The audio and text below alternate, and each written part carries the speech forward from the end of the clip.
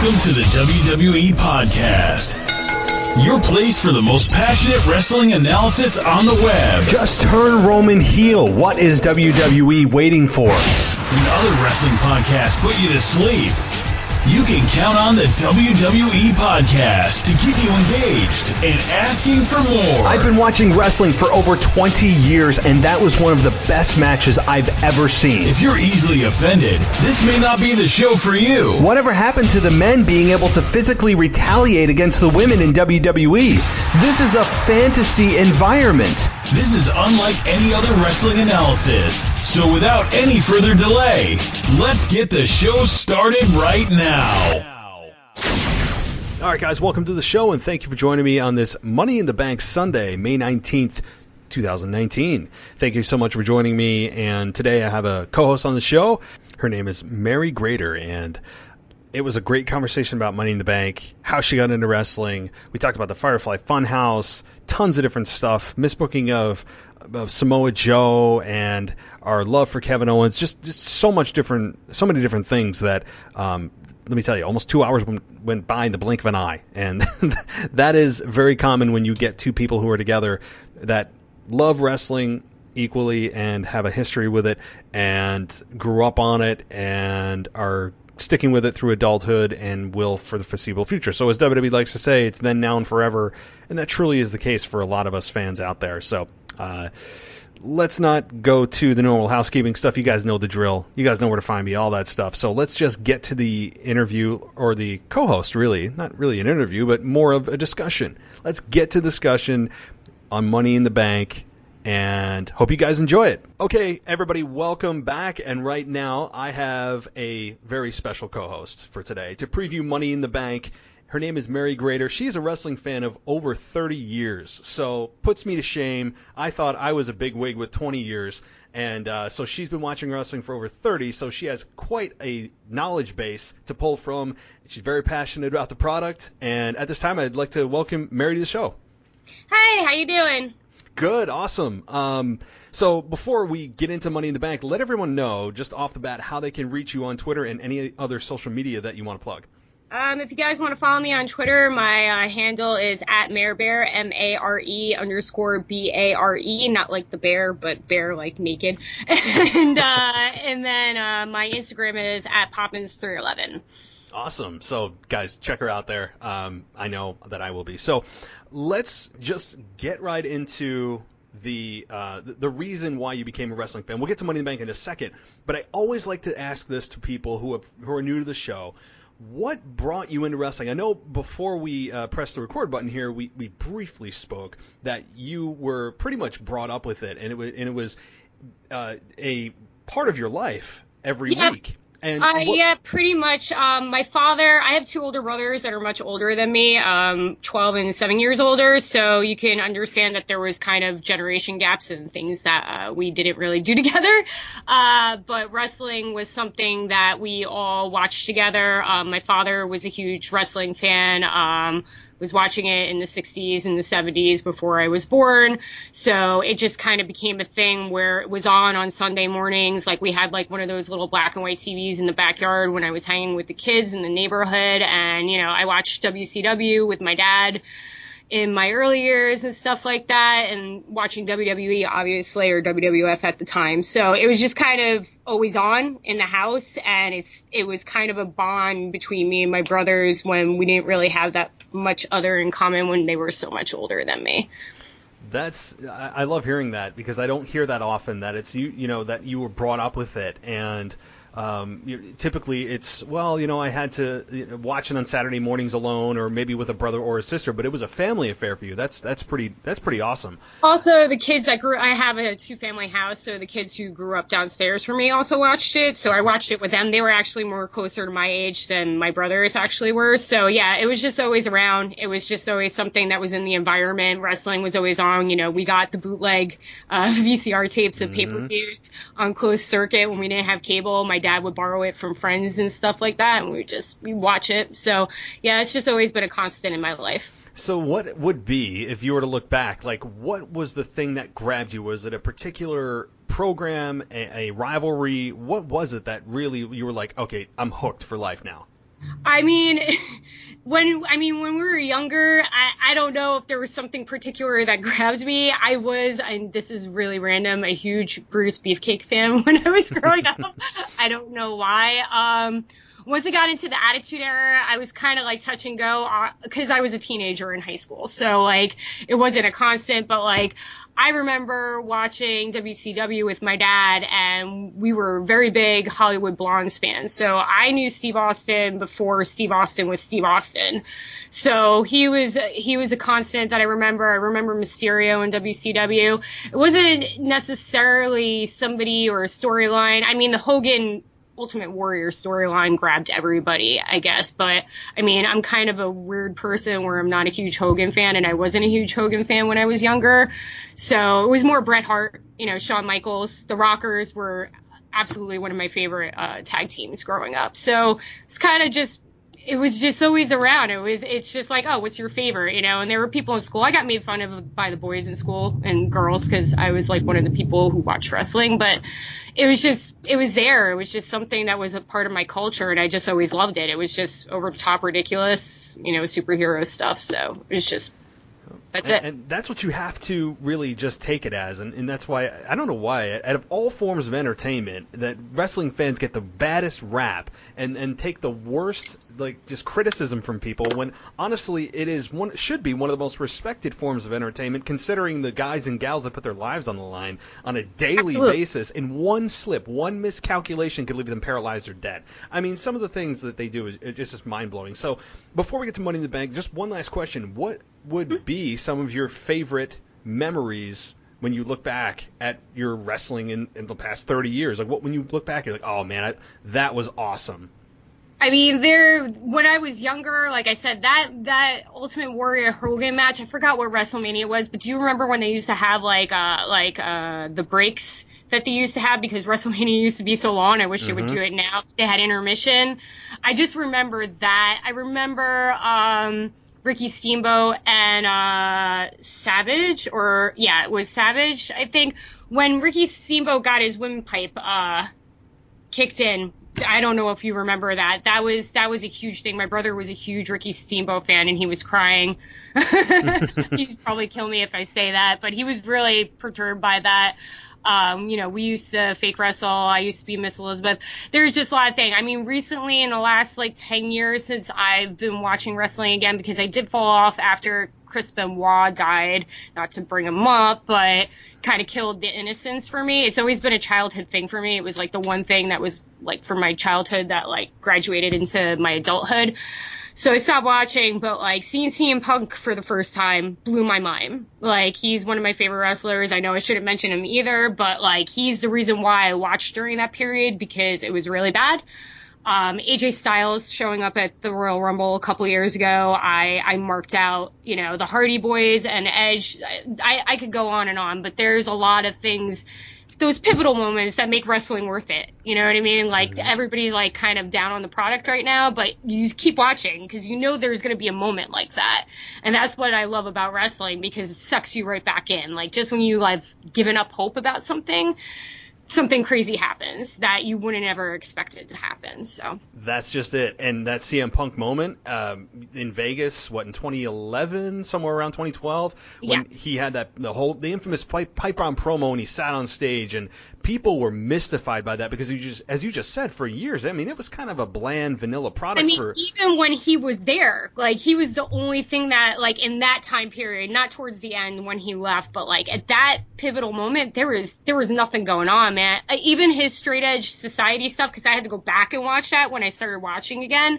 He was brilliant, and it was a shame. Him and John Cena's feud was probably the closest we would get to a modern day, I believe, Rock Austin thing, and they just kind of they didn't go with it. And that's politics in wrestling for you, but watching the two of them, that was the best that I ever seen John Cena. You know what I mean? So it touched to go. Personally, I'll tell you a secret. I liked Punk's promo against The Rock when he said, "You can't, I can't reach up to hit God or whatever with the gloves. I thought that was better than the pipe bomb in Vegas, but that's my personal opinion. And people thought when The Rock came back that he was going to scorch John Cena, he was going to scorch CM Punk, and The Rock felt rusty. I mean, The Rock, when he came back, he came back as the host of WrestleMania, and he was on fire that night when he came back, and everyone went nuts.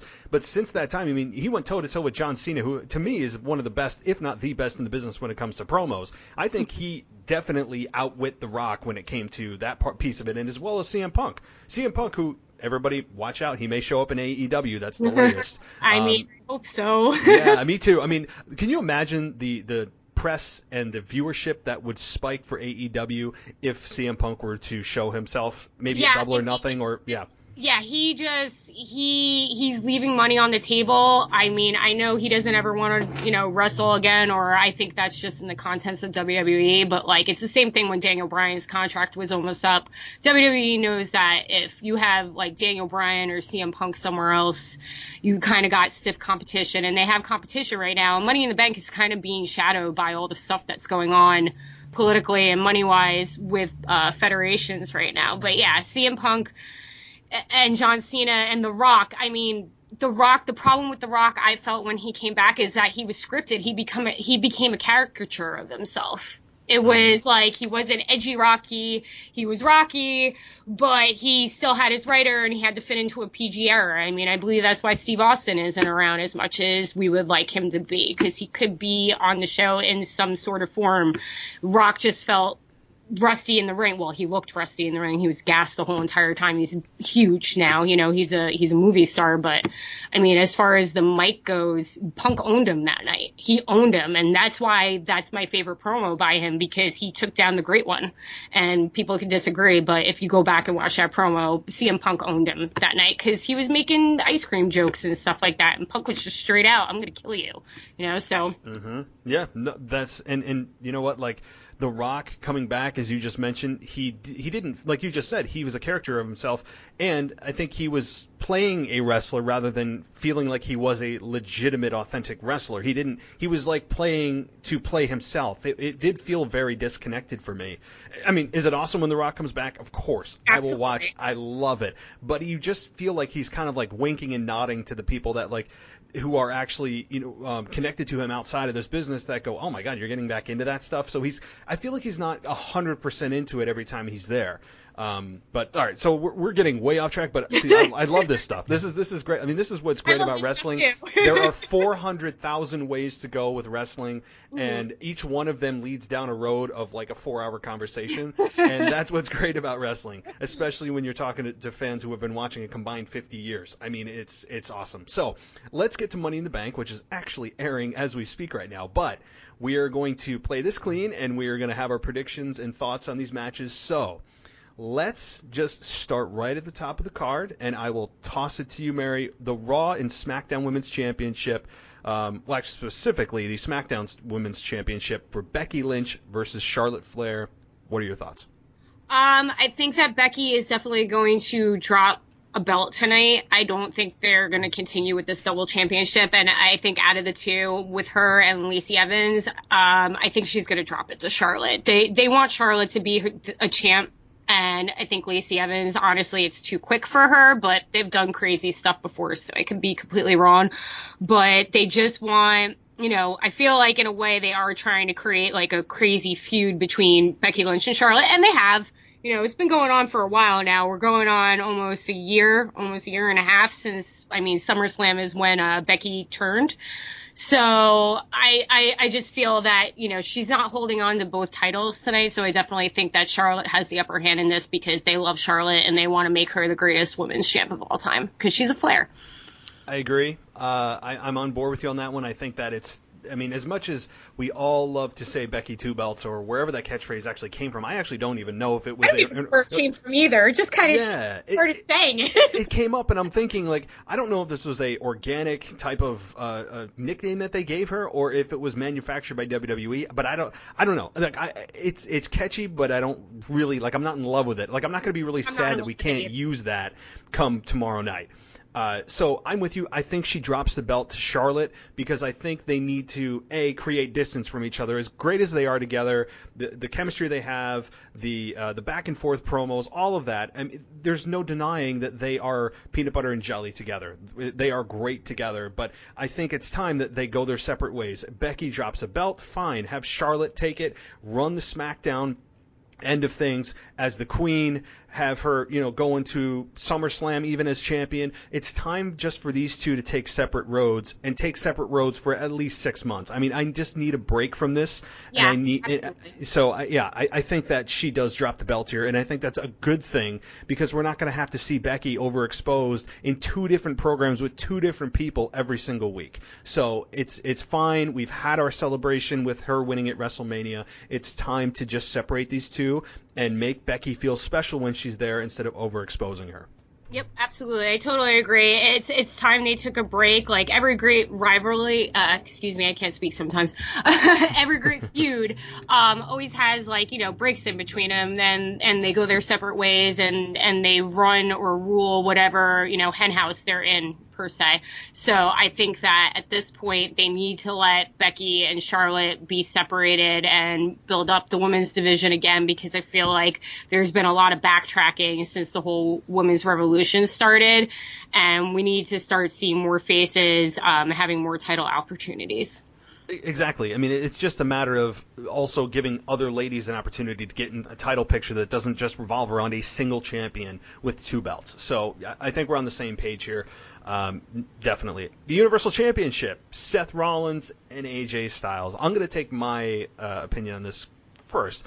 I think that Seth Rollins retains. And the reason I say it's pretty straightforward, it's not very interesting, but when you have a WrestleMania win and you win that championship at the biggest stage possible in WWE, you have to keep it at least for 3 months, in my mind, in order for it to mean something.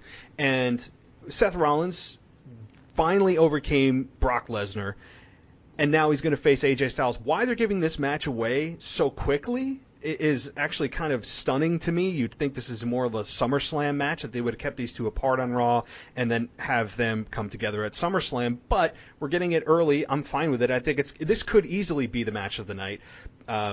There's no question about that. I think Seth Rollins retains, though. I mean, I think he almost has to. I can't see AJ Styles winning here, especially after Seth Rollins just finally conquered Brock Lesnar a month ago. All right, guys, so you got to check out this website. It's called RoyalOutlets.com. So what exactly is it? Well, they got a bunch of stuff that they sell that's really high quality, but one of the things I want to talk about is a back posture brace. So why does this matter? Well, most of us have issues with back posture. We may not even know it. And there's a product that they sell there. It's the back posture brace. It comes in all different sizes. So small, medium, large, extra large, XXL, you name it, they got it. It also has fast, free shipping. So you got to really check this out. So what exactly does this have? Well, and what does it do? It improves your standing posture by using the posture corrector, and it'll be aligned and trained to your back muscles to achieve a long-lasting, healthy posture every day. So it is also adjustable, it's comfortable, it's the perfect fit. Other consumers claim they fit most body types, but they offer products that only fit for smaller body types. They can guarantee that their product sizes will fit effectively on plus size and regular size body types. So check them out. It's a 100% satisfaction guarantee as well as a 30-day money-back guarantee. So check it out. So we all know that RoyalOutlets.com and fix your posture today. I use it myself. My wife uses it. It's great to calm your nerves and really eliminate anxiety. I think that AJ it's going to really help you guys out. I promise you. So there's a website that offers it, and I've tried it, and I can tell you that it's the real deal. It's uscbdoil.co. uscbdoil.co. But beyond helping with anxiety, what else does it do? Well, you hear the rumors it promotes about, natural sleep hormones, regulates stress hormones, as I talked about. It also improves extinction learning, which is the reprogramming of the brain's response in certain circumstances. So Check this out, absolutely guys. awesome. It He's helps gotten better on the fight mic. He's cancer. gotten more confident. It lowers the risk like of that. diabetes and obviously pain relief and inflammation and depression. Like, I know so he said that a couple there's years ago, really but, like, no he's the face risk of the here, future. guys. He's got a Check great out look. uscbdoil.co today. But the other problem is with this match is that it looks great on paper. It is a dream match, but it's kind of fallen flat on the promo side, and I don't know why. I don't know if it's because they're being heavily scripted or if it's they just don't have like a history to like go at each other, and I figured they would have done more with like an independent side, but WWE does like weird stuff every now and then. But Seth is definitely a face of WWE, so I just don't feel like they're willing to take the title off of him right now.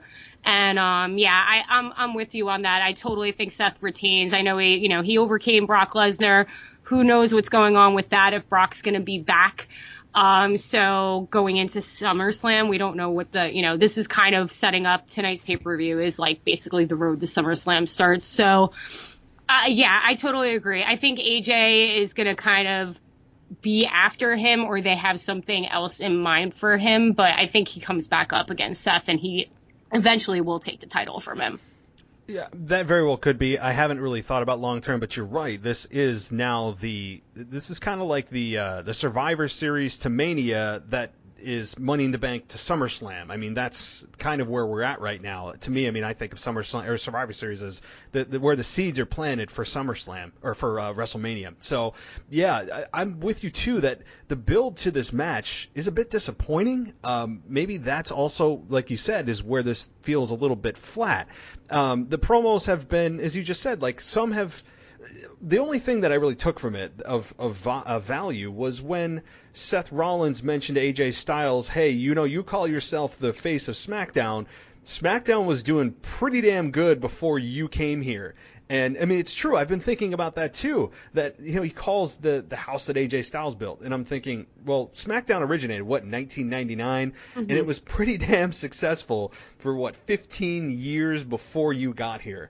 So that argument I liked, but it was kind of a just cookie cutter formula to get these two to feud. Absolutely. And it didn't feel like anything that was like personal. It was, I accidentally hit you, and now I'm going to accidentally hit you in retaliation, and then we're gonna talk about whether it was intentional or not, and put these two together as a tag team. I mean, it's very formulaic. It didn't feel special, and it should for two guys of this caliber. Absolutely. I mean, the two of them alone are huge. I mean, I can't say enough about them. They're two of my favorite competitors currently. I love AJ Styles. I'll go back to when he debuted. I ran around my apartment because I thought it would never happen. He was the one guy in TNA that I cared about, I mean, I cared about other people, but he was the guy, he was a superstar, and it was just kind of horrible to think that he would never ever be on the big stage, and everybody, doubted that nobody would believe in him. So yeah, it's just, it seems underwhelming, and it seems very formulaic, but I can hope and, pray that this is leading to something bigger, and that maybe he's going to be chasing him, and that they're going to have, a best of 3 or something like that. And, the final be at SummerSlam. But again, WWE is wacky things, so I could just be talking from a fan perspective. But yeah, it's been kind of not as top tier as you would think for two people of this caliber and this height of performing, because the two of them are unbelievable in the ring and they have great chemistry. But it's definitely going to be the match of the night. They're definitely going to steal the show.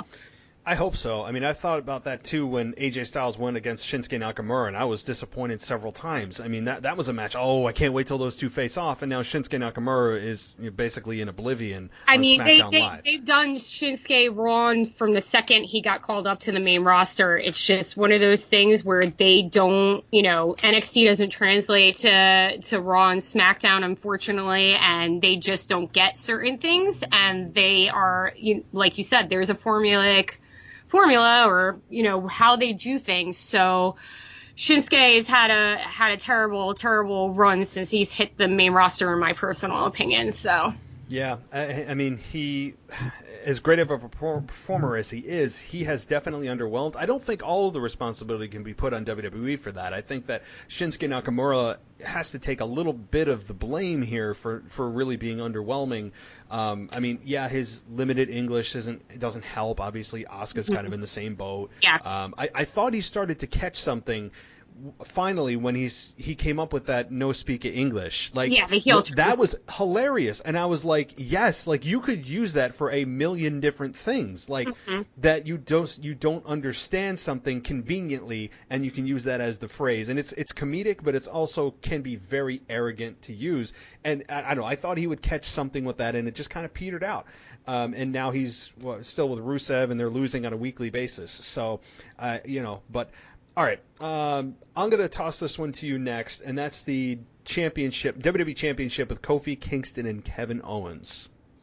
I'm going to be in the minority here, but I think Owens is winning tonight. I unfortunately think that Kofi is a transitional champ. I'm not saying that he doesn't deserve to be champ. He absolutely does. But this whole thing, I mean, the whole run up until WrestleMania was great, and I love Kofi. He's always a consistent performer. He seems like a really good dude and stuff like that. But Kevin Owens is Kevin Owens, and he has that it factor more so, and anybody can't deny it. He's a lifelong heel.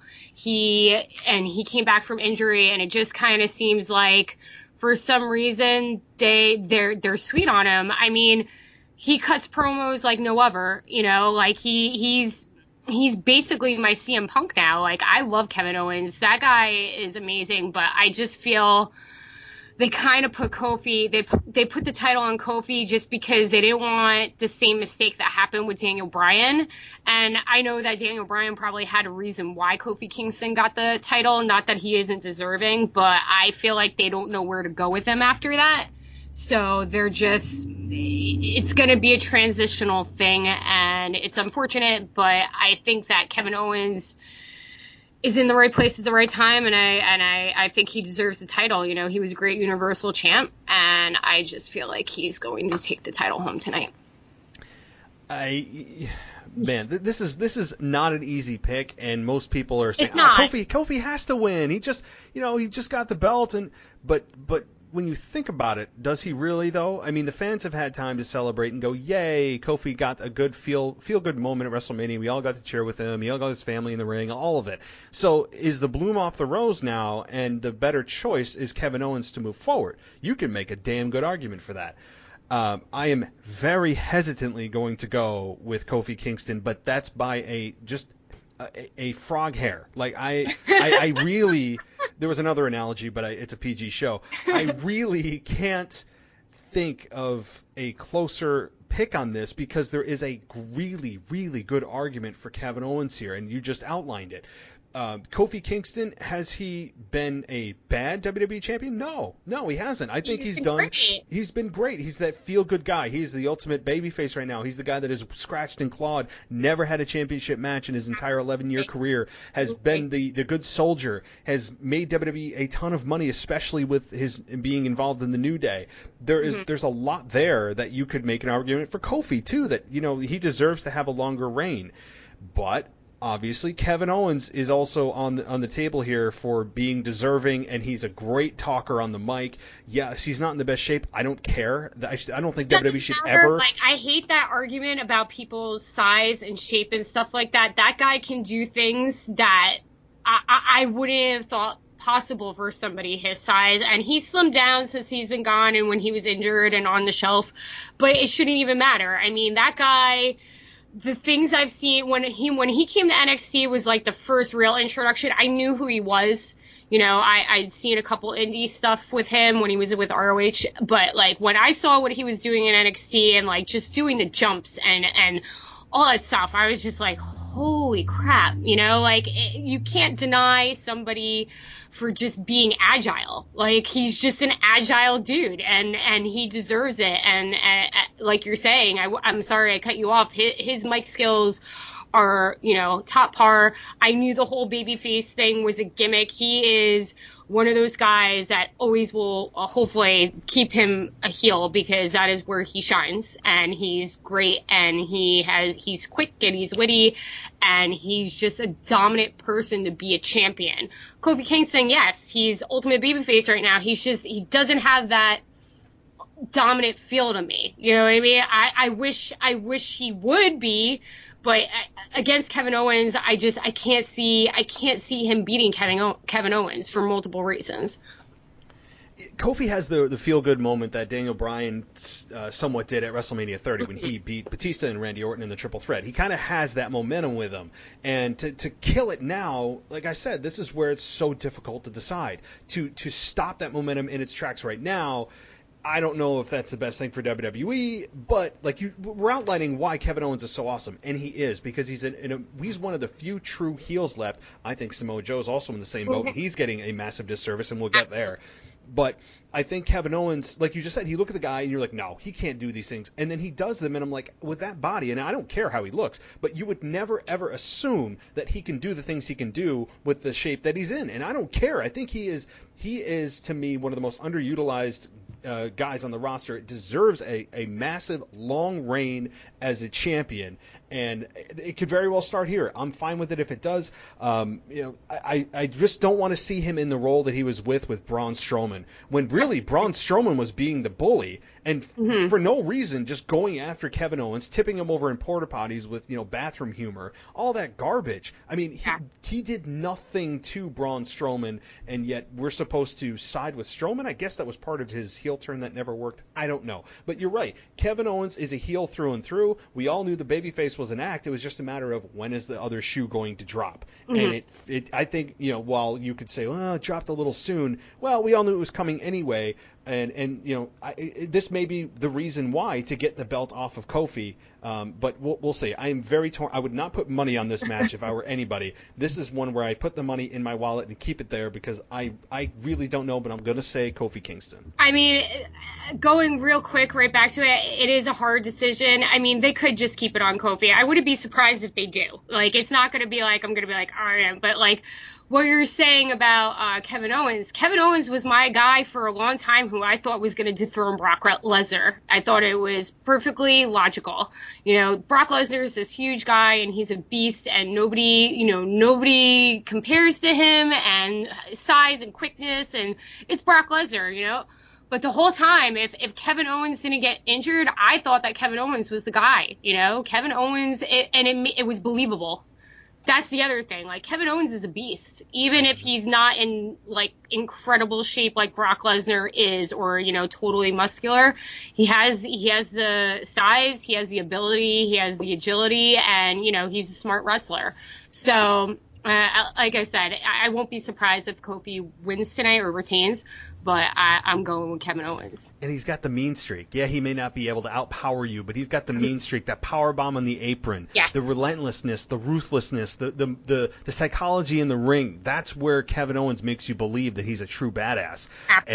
And he's not Brock Lesnar, but he doesn't have to be. So tonight, I think Kofi retains. I think Sami Zayn interferes where you think that maybe Kofi's going to lose, and then maybe the return of Big E. I mean, who knows? I think somehow, some way that Kofi will squeak by, but I don't believe that this program is over, much like I don't believe AJ Styles and Seth Rollins is over. So let's get to another one that is actually not as easy either, and I'm going to toss it to you again because I got to think about this one still. I have notes, but I'm not confident.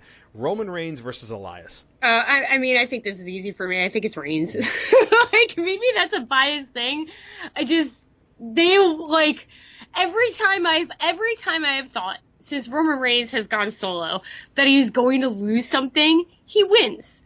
So I don't think that it's any different now that he came back after his cancer scare and leukemia, which I totally think is a 100% thing. I don't see it. They have something really special in Elias, and it's weird because he rubs me the wrong way, and I don't know if he's doing that on purpose, and that's the point, but he's awesome. He's a good mic guy, the whole gimmick, it's a better honky tonk man, Jeff Jarrett, whatever. But it kind of seems like when they have characters like this or guys like that, and I mean, he's huge, he's got the size, he's a good in-ring worker. It's Roman Reigns. I just don't they are still on that ship.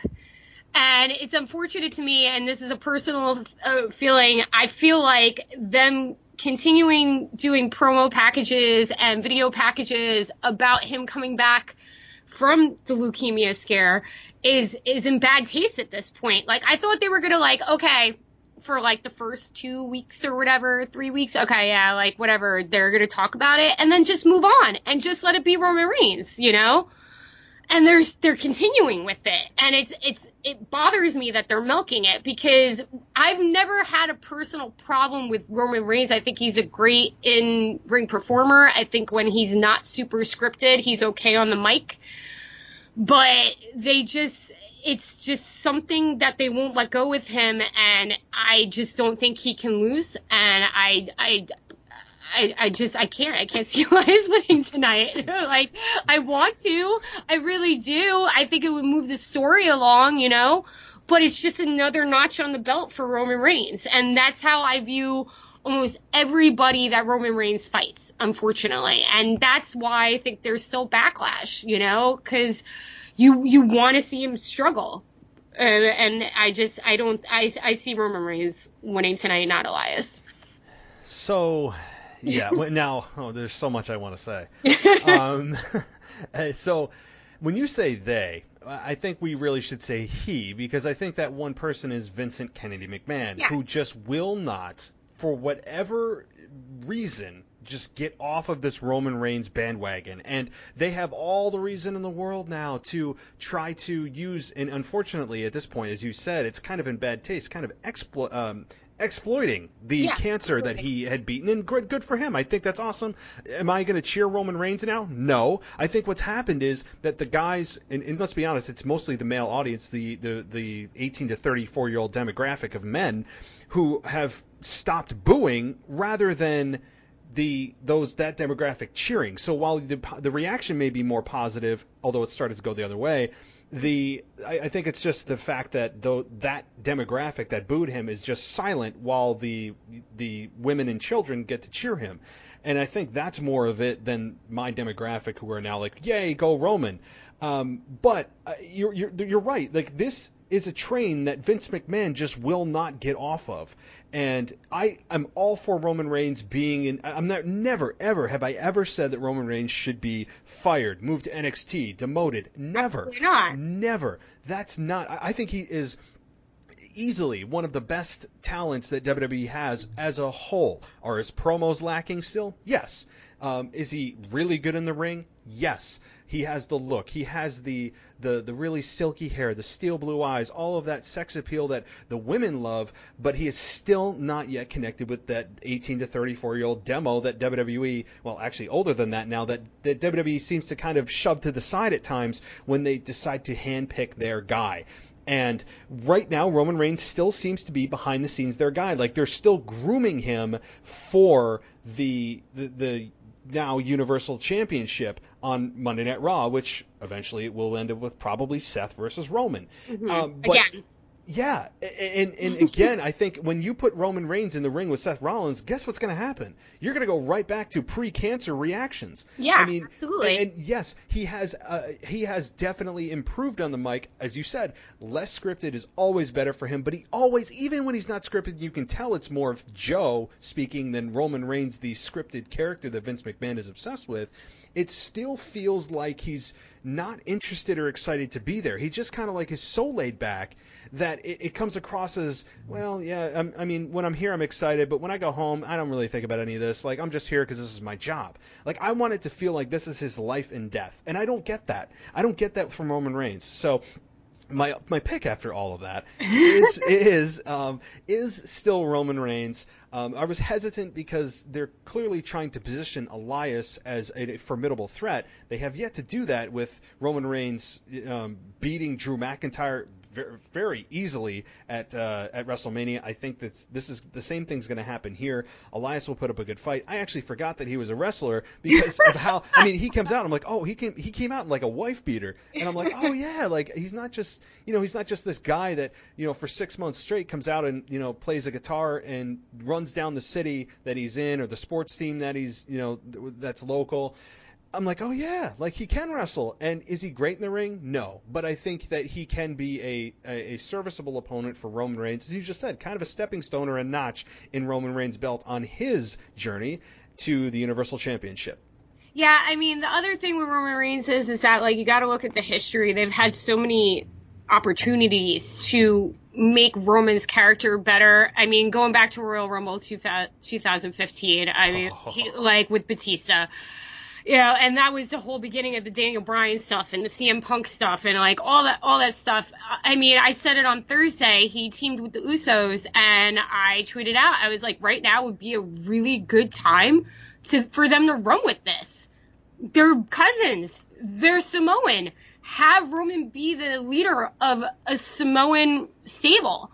And it doesn't necessarily have to be bad or good, but it would be a good opportunity for him because he was always better in the Shield. When he was with Dean Ambrose and Seth Rollins, personally. Now, I'm not saying his in-ring skills, it's always been the same and stuff like that, but his character was always more popular when he was in the Shield, when he was, the silent but deadly type. And they, that's an opportunity. And I don't even know what they're doing with the Usos right now. Like, they're taking the Usos back to before they went kind of thug, which is awesome, and it works. And they are one of the best tag teams that have been in the last 25 years. And they're doing, shaving jokes with the Revival, which is obscene. Like, the Revival is supposed to be old school.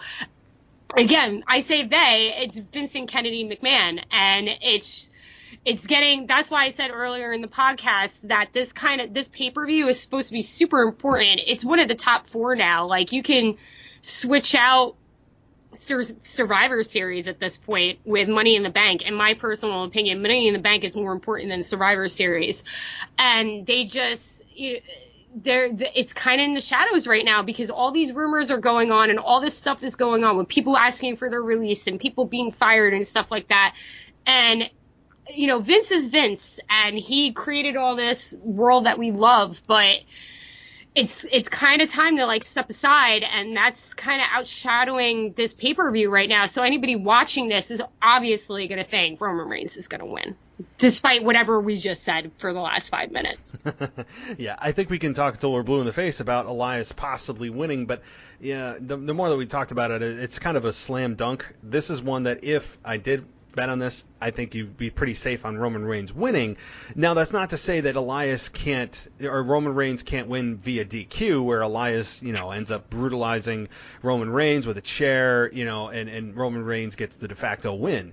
You could extend it that way rather than Roman Reigns just buzzsawing through Elias, which I don't think would be good for Elias because they put a hell of a lot of time into Elias. I mean, think about how much TV time this guy gets. Yes, it's not in the 20x20 competition of wrestling, but it's via his guitar, backstage, interacting with how many legends that have interrupted him and him taking the bump and all that. Like, they've invested a lot of time in them, so it's just not beneficial for WWE to completely pour water on Elias just for the fact of Roman Reigns getting the clean victory. It's all about Roman. Let's just get him in the title picture and so he can become champion. I mean, I just always feel, regardless of what Roman Reigns is doing and what program he's in, that all roads lead to Roman Reigns holding a championship with Vince McMahon smiling backstage with his headset on while the crowd goes crazy. That, at least in my mind, that's what Vince McMahon probably wants to happen at the end of the day. That's Vince McMahon's end game. So, unfortunately, though, we just brought up the 2015 Royal Rumble. I mean, I could go on forever about this, and we'll move on after this. But Roman Reigns in the 2015 Rumble, and I have said this since it happened, I was so happy with the Philadelphia crowd that night. I loved it. Even The Rock couldn't save Roman Reigns that night. The face that The Rock had when he came out there's a meme on that. Oh yeah. It was awesome. Like, he held his hand up, he's pointing to Roman, and he's kind of looking at the crowd like, what the hell's going on here?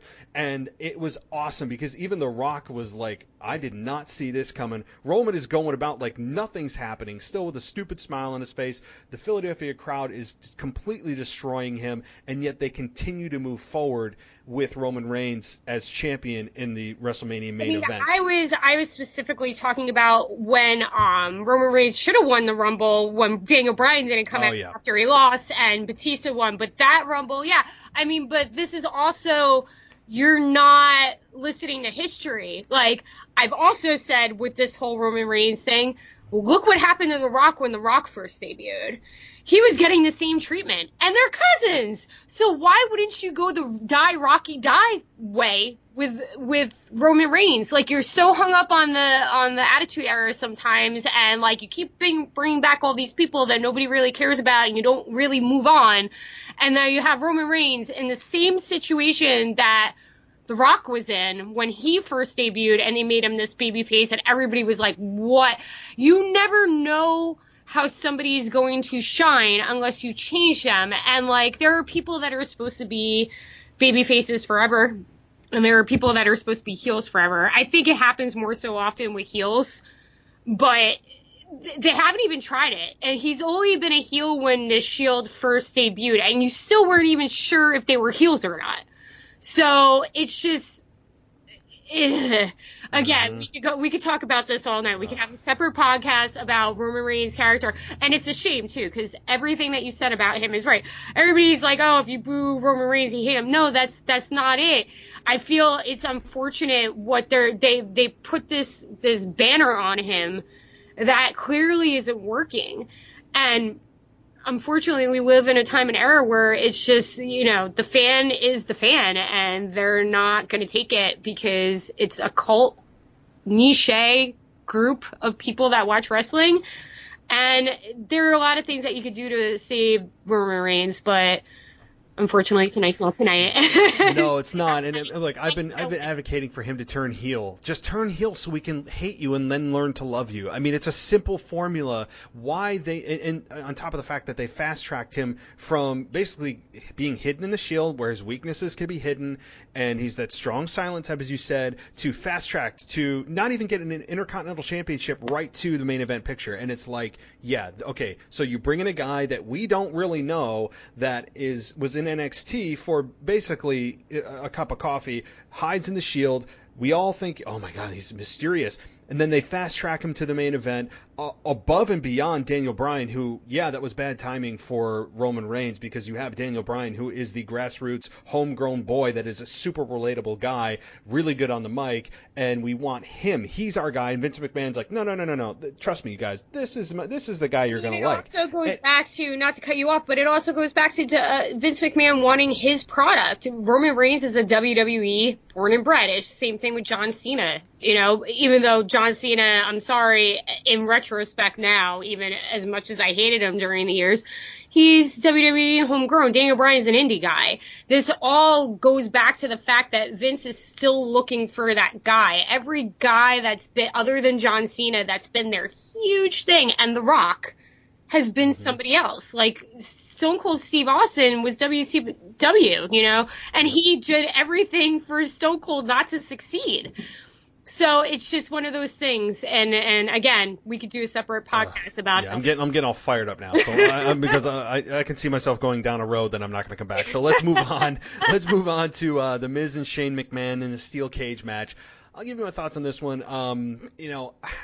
As much as I would like to say The Miz wins this one and should win this one scares me too, because Shane McMahon, for whatever reason, and I'm a Shane O'Mac guy, I like Shane McMahon. What I don't like is the Shane McMahon that we are all supposed to believe that a 50-year-old guy can go toe-to-toe with world-class athletes, go toe-to-toe with The Undertaker, go toe-to-toe with Randy Orton, go toe-to-toe with AJ Styles at WrestleMania. We're all supposed to believe that that's the guy that exists with Shane McMahon, and that's the problem that I have with Shane, and that's why I'm not a fan of his character, but I like Shane O'Mac, who's the heel authority figure. I actually really like Shane as a heel. I think he is better as a heel, to be honest with you. And The Miz, surprisingly, has been very successful as a babyface, who for almost his entire career, if not his entire career, was a heel. And he turned face, and it's been so far pretty darn successful. So I think that Miz wins this one, but Shane scares me because he will find a way, maybe it's via interference or what have you, that Shane McMahon wins this. So based on, actually, I'm going to flip my decision, because if Seth Rollins wins, see, I'm talking myself out of this. Seth Rollins wins. If Kofi retains, Roman Reigns wins. I'm going by, that's a lot of babyface wins on top of, well, no, Becky's going to drop. Okay, I'm sticking with Shane McMahon. I'm going Shane. I think Shane wins this one, and the feud somehow, some way continues between these two, because honestly, I've actually enjoyed this program. This is the one that at WrestleMania, I even enjoyed their match. Some people are like, the match wasn't that great. I think they did a really good job. I enjoyed the physicality. They told a good story with Shane getting personal with his dad and all that. So I think Shane takes this match and again squeaks by somehow, and this feud continues, and we get the blow off at the next pay-per-view. Now your final decision. I was going to say Shane from the beginning. This match is kind of a conundrum in a way, because I think Shane's going to win just because he's Shane McMahon and they've been pushing him. For some reason, I agree with everything you said about Shane McMahon. I was so happy when he came back. He was a breath of fresh air. He was great. He still is. I mean, for being his age, taking the beatings that he has, but he's never been a full wrestler. He's always been kind of like a sideshow, like gimmick kind of thing that, the boss's son. God, there's so many levels of this. Shane, I just feel like he's going to win because he's the authority and they're going with this. But I also was thinking while we were talking about it, I feel like this whole best in the world thing has been bothering me for the beginning, because I keep going, is Punk coming back? Is this a long-term dig at him? Like, it's just a weird thing. And all the matches that you just said could have been interchangeable with CM Punk. And I'm not trying to be like I'm a conspiracy theorist. I think these things all the time. It's not like me being biased towards him, but I just feel that Shane McMahon's going to win because that's the way that they're going. I don't think this is the end of their rivalry. The feud has been great. It's been awesome. I've been into that storyline. It's probably the best storyline that they have going right now. If you want to talk matches and stuff like that, I mean, are they the best? Yes, no, you can make an argument about that, but as far as storyline goes, it's been really good, and WWE, as of late in very many years, have a problem with the long-term stuff. So that way, it's great. The Miz is so crazy to me because everybody hated him, and now he's got this really good baby face thing going. And I don't know if it was Maurice. I don't know if it was the baby thing. But at some point, that guy just switched, and he's been great. And nobody gives him enough credit that he has paid his dues, and he's never really been injured. He's always been consistent, except the figure 4. I will point that out for a while. It was really, really terrible, and the whole Ric Flair passing. But I mean, it's a good storyline. It's a solid thing for them. But I just think Shane wins because I don't think it's over. And that's the only reason I think that I think Miz, they're trying to make Miz this babyface because he's doing a really good job of it. He's one of the best on the mic. And I love him now. I used to hate him. I love him now as a heel. But, I really, really, really have appreciated all the work that he's done recently as a babyface since he's turned. And I think that the steel cage match, the whole slogan is that, there's nowhere for Shane to run or hide, and except for the fact that there's no roof. That's his best place, though. That's his dungeon. If anything about Shane McMahon, if you know, he is a gimmick match guy. He's a guru. That is his home. He thrives there. So that's a weak thing where they say that. Yeah, and honestly, I don't even like the fact that you could escape the cage and win. To me, it should be pinfall or submission only, because think about how, these guys are world-class athletes. All you would have to do to win the match is Irish whip the guy or gal into this other corner and literally run out the door. I mean, and you win. Yeah. It's also, that is to me, just come on. It's just a little bit eye-rolling, but I just suspend my disbelief and we move forward with it. And with Shane McMahon, I think this continues. I think that your answer to when the Miz really turned face was for me, at least, when he and Maurice were mimicking John Cena and Nikki Bella in their house, and the house rules and all of that stuff, that was, oh my God, it was so funny because it was so true. Absolutely. And to me, that's when he really, I mean, I know he was playing the heel at that point, but it was awesome. Because everybody, pun intended.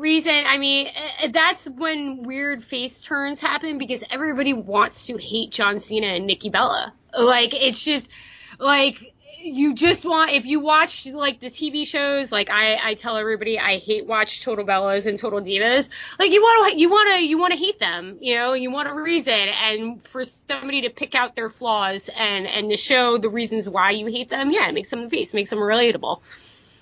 Yep. I really I loved it. And I think that The Miz, it's now I'm going to probably go YouTube it after this. Well, I got Game of Thrones, but then I will. Just that genius, that comedic genius. And The Miz has always been awesome on the mic. He is got a really good silver tongue on him, and he's had it since day one, since he came in as the guy from the real world. I mean, and it took him a very, very long time to shake that image and that history that he had with the real world of MTV, that he's just a reality guy coming in here, and he's stuck with it, and he has been extremely successful since then. So, okay, moving on to a very easy, soft landing prediction. This is one where we just get to just take a breather and go, yeah, this has to be it. The Raw SmackDown, or the Raw Women's Championship, Becky Lynch versus Lacey Evans. I'm just going to say Becky Lynch because it's too soon for Lacey Evans. Although I have really, really enjoyed Lacey Evans more than most people have. I think that her promos are slow, but in a way that's not annoyingly slow, where I can absorb what she's saying. I like her cadence, her pace in her promos, where some people just rush and talk and you don't know what they're saying.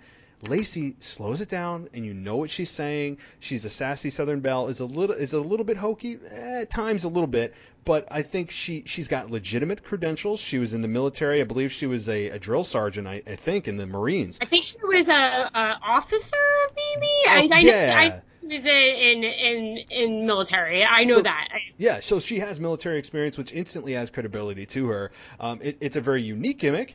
It needs time to breathe and grow, and that's fine. But it's way too soon for her to win here. I think Becky Lynch takes this one hands down. I agree. Becky's got to retain a title. She has too much momentum behind her, even though I think it's kind of gotten stagnant in the last couple of months. I don't know why that is. But I mean, Becky has proven herself to be a good champ. I love the man gimmick. I hope it gets more cutthroat like it was when it first started. I don't care so much about the Twitter wars and stuff like that, even though she's been absolutely brutal on Twitter. As far as Lacey Evans goes, she must be doing something right because I can't stand her. Like, she rubs me the wrong way. Maybe it's being a girl and, like, the reading into it too much and the projected image that they're trying to say that women should, you know, their places in the kitchen and stuff like that. I mean, the girl's a beast, though. She's got huge shoulders. I respect the fact that she was in the military. You know, she can kick butt if she needs to. But yeah, she's too green. She's too new. It's not like where it's a Paige thing where you knew AJ Lee was leaving, where they're going to drop title on her. I mean, Paige has so much promise and stuff like that. But it seems to be one of the NXT gimmicks that are actually transitioning properly to the main roster. So I think where you're saying we were promos, they irritate the crap out of me. And I think that's what she's supposed to be doing. So she's a really good heel. I hope they don't go oh, she's got to be patriotic at some point and turn her face. I'm sure they will. But I haven't seen enough of her. I mean, what I saw of her in NXT, I was, okay, you know, she seems to be a homegrown talent. They might get behind her. I've heard rumors that Vince, whatever his name is very high on her. So, but there's no option. Becky's got to win here just to continue her reign. I think they have really good solid champions in Charlotte and Becky, as we said earlier, separated. So Becky's that makes me, that makes me really happy, because I don't hear that too often from people that, oh my God, I just can't stand them. They make me so angry. That's the job of the heel. Like, that doesn't happen too often today, where people just, sometimes you get a heel that's just trying to be cool and just trying to maybe get a pop from the audience. But, oh yeah, by the way, guys, hate me. I mean, it's kind of like Elias, who he continues to do his sing-alongs where WWE stands for and everyone sings along. I don't know any really good heels in the last 20 years that allow sing-alongs with them. And No. Lacey Evans, there's no redeeming qualities about her. As you just said, you ran it down. And I think that having Lacey Evans on the roster say, if she said all the women's places in the kitchen, well, that's a woman saying it to women. At least if it was a man saying it as a gimmick, absolutely. that'd be, Mike, forget it. I mean, seriously, the internet would physically somehow explode. So, no, I mean, I totally understand the logic of that in 2019 and all of that, but she's also a woman saying it to women. But, so you have that dynamic. She hasn't really grown yet. She's only been on the main roster for what, like a month and a half since right after WrestleMania. She hasn't really wrestled that much. No, she hasn't. So I'm not expecting a 5-star classic. I'm not expecting Flair and Steamboat. There we go. But I am expecting a match that is serviceable, probably 2.5, 3 stars. Becky gets a solid win, and we move on to her dropping the belt to Charlotte. Absolutely. It's totally going to go on before Charlotte, yeah. Yeah, that way they'll think that, oh my God, Becky Lynch is retained. Can she keep both belts? And the answer, guys, is absolutely. No. So, all right, so let's get to the women's Money in the Bank ladder match, because we had a replacement late this week with Alexa Bliss going down, presumably with another concussion, and Nikki Cross takes her place. So the somehow inexplicably now soft Nikki Cross, who is trying to just help people. I have to backstage. cut you off real quick, but I was watching her. Yeah, I saw that. I saw her promos, but she was still acting like a maniac in the ring during the Fatal 4-Way. And I was like, what is going on right now? I don't know. Maybe she's just drawing within her inner Festus, where the ring bell suddenly makes her insane, or what, I don't know. It makes no sense that you have her backstage just kind of like, oh, hey guys, what's going on? Like, oh, how you doing? You need some help in a match? Yeah, I'll help you. Cool. And of all people, she trusts Alexa Bliss. And of all people, and if she, you'd think that these women would watch their own product and look at the history of what happened with Nia Jax, what happened with Dana Brooke. I mean, like, think about everything and everybody that she's been associated with, how that's ended up. Nonetheless, you have Nikki Cross taking her place. That makes me kind of sad. I was excited to see Alexa Bliss back, and I think she would have been easily the front runner and would have been my prediction if she had won. I know that might be some people like kind of gotten sick of her, but I love Alexa Bliss. I think she's fantastic. Oh, she's amazing. She's got a presence. She can speak. She has everything, and to see her once again get sidelined, I mean, I feel for Lexi Kaufman, the woman. I feel bad for her, because she has to be just seething that, oh my God, finally get back in the ring, and this happens again. So my pick out of, let's see, we got Mandy Rose, we got Dana Brooke, we got Nikki Cross, Bayley, who else? Who's that? Carmella, we've got Naomi. I think that ultimately it's going to be Mandy Rose. I know that some people may not agree. That's kind of an under the radar pick. I'm going to go with Mandy Rose, and the reason I'm going with Mandy Rose is because they have really started to focus on Mandy Rose kind of behind the scenes a bit over the last couple of months. It makes the commentators go berserk. I mean, you have what's his name on commentary, who is just infatuated with Corey Graves. He is, for whatever reason, like a 14-year-old boy when she comes out. I'm not following it. It seems a little bit sophomoric. But, I mean, so I'm going to go with her. I'm going to go with Mandy Rose, because I think she would be a good heel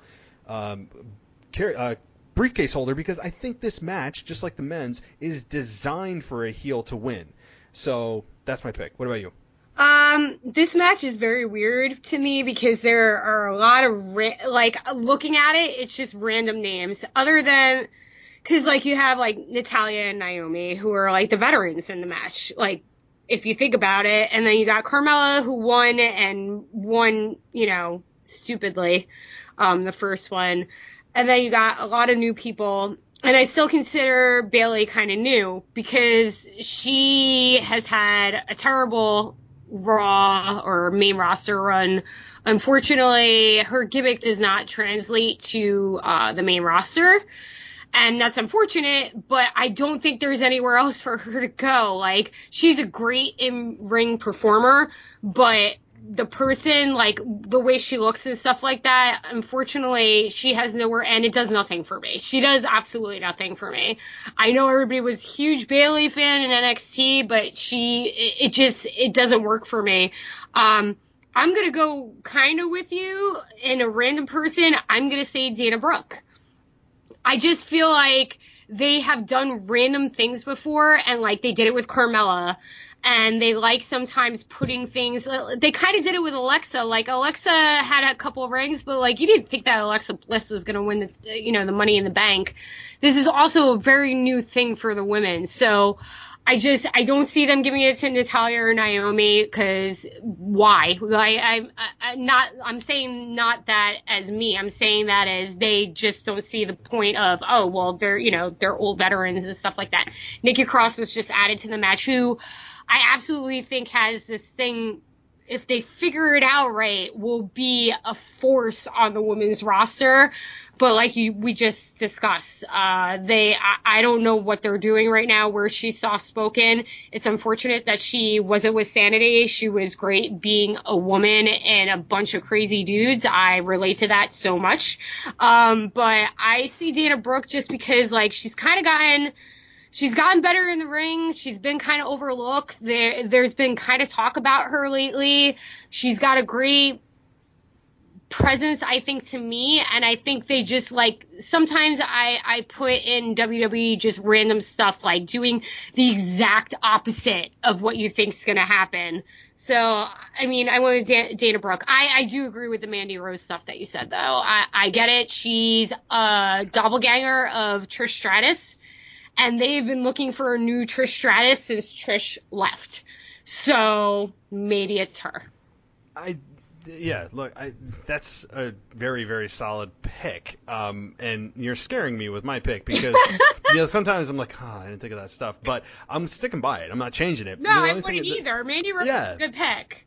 What scares me about Mandy Rose, though, is, at long term anyway, not that I think she may not win at tonight, but what my problem is that they kind of sexified her to a way that made me have flashbacks back to, the Attitude Era and really beyond that, where it was just kind of making women sex objects. And Mandy Rose with Corey Graves going bonkers over her and all of that, like, I want her to feel more legitimate in the ring, and that's my holdup with her character. She's a good talker. I just am not a fan of, like, look, I mean, I'm a guy, like, I'm a heterosexual guy, like, I'm married, like, I love women, of course, but, like, I don't watch wrestling to see that. Like, I want to see these women who, of course, a lot of them are beautiful, but to me it's about the in-ring competition, and she feels like a little bit of a diva in a women's world right now. I want to see her transition to a full-on badass woman, and I haven't quite seen that. Dana Brooke is your pick, and she's just in a weird place. I mean, she comes out there and a couple weeks ago on the a moment of bliss, and she says that, oh, you guys all afforded opportunities. I don't get opportunities. Well, first of all, you're in the Money in the Bank women's ladder match. What are you talking about? You haven't won a match on Raw in about a year, and you get this opportunity, so your argument is just flushed down the toilet. So I'm not opposed to Dana Brooke winning. I think it would certainly put a jolt in her career that is all but on life support at this point. I mean, let's be honest. She's super athletic. Look at the moves she does when she comes out on stage for her entrance. When she does the aerial, like, that's, I couldn't even do that. Like, it makes me mark out. Like, and her music's really badass. Oh, sure. I have like a soft spot for her because I just feel that, like, she hasn't been given the opportunity to shine. I know when everybody said she got called up to the main roster, it was too soon. It might have been. But, like, at the same time, if you're looking at Mandy Rose, like, I get what you're saying about her being sexualized and stuff like that. She's still kind of green. She's a homegrown WWE product. But at the same time, as a woman, I feel like they're kind of going with that because it isn't sexualizing her character is something that's not seen, and it's not PC anymore, but it works for her. I'm gonna go back, like, Mandy Rose reminds me so much of Trish Stratus. It's terrifying. And think about what they did to Trish, you know, like everything that Trish did. But the thing about Trish is that she grew, and you saw her become this amazing women's champion and the person that she is today. And she's probably the greatest women's champion of all time, in my personal opinion. And I hated her when the Attitude Era was going on. I was a huge Lita person, but in retrospect, I love Trish now. I get it. And you saw her grow, and they've been looking for that for so long. And I think Mandy Rose is solid in the ring. I mean, she still needs to grow, and maybe she needs to get her character, but maybe she needs to be sexualized in that way. I don't think that sexualizing a woman is really bad unless, like, you know, you're making them bark on the ground. I think that we've seen that. Which we've seen with Trish. And, like, look at her now. Like, I mean, she's right up there. She's the god. I think that it could work for Mandy Rose. If she wins, she's a great heel. She's that girl at the bar that you want to punch in the face. And that works. You know, it works. But Dana Brooke, I just have a soft spot for her. And I think if she had time, and, you know, like with any of them, if they had time to work on their craft, they could be really good. And she's super athletic, and I think that she's a badass. And I think her and Mandy Rose are very interchangeable. The fact that I just think Dana Brooke has a little more edge on her because she is so athletic and stuff like that. And Mandy Rose is kind of just like, I was a fitness model and I'm walking into this, exactly how Trish Stratus was. So I think it works either way. Yep. And I mean, when you look at Trish Stratus' career, obviously she is a Hall of Famer. She is a Hall of Famer. She was one of the, if not the best woman in the Attitude/reality era, or whatever we called it after the Attitude Era. I think. Aggression. Oh, Ruthless Aggression. That's right. When John Cena came out, and then obviously that whole thing with Kurt Angle. You're right. Ruthless Aggression, and then the Reality Era, and then we get, I don't know, PG Era, whatever. So, yeah, I mean, but the advantage of Trish being in that era is she didn't have a whole lot of competition beyond the women who truly were just sex objects on TV, doing bra and panties matches, pillow fights, a live sex show. But that was the end of her career, though. Not really when she started out. I mean, you had Jacqueline, you had, for Victoria, you had Molly Holly. They were all amazing women wrestlers, and she was starting at nothing. She grew and grew past that, and then they took back the women's division. They stepped it back. I mean, when she debuted, when all that stuff was going on, it was fierce competition there. That was the last time before what we're seeing now since the women's revolution, where women wrestling was actually taken kind of seriously. That stuff was still mixed in, but there were, I mean, Jacqueline, Lita, bashing her face on a semi-truck when they did hardcore matches, and they still did intergender matches. You know, she kind of grew into that. It wasn't necessarily her, but yeah, she stood out when it grew into that era.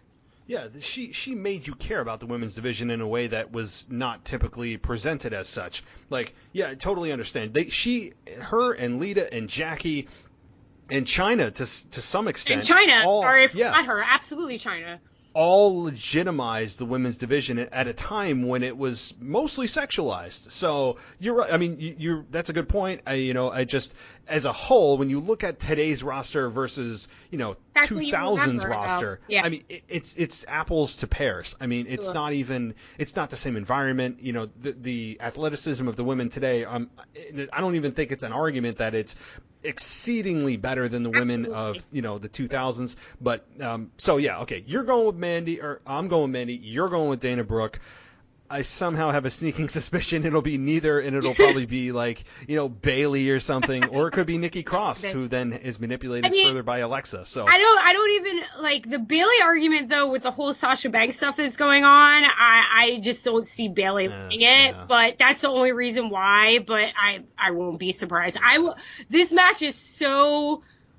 It just feels like they were plugging in people. Like okay, well, the two main women are champs or in a championship, thing. Rousey's gone. We got Charlotte and Becky in a match.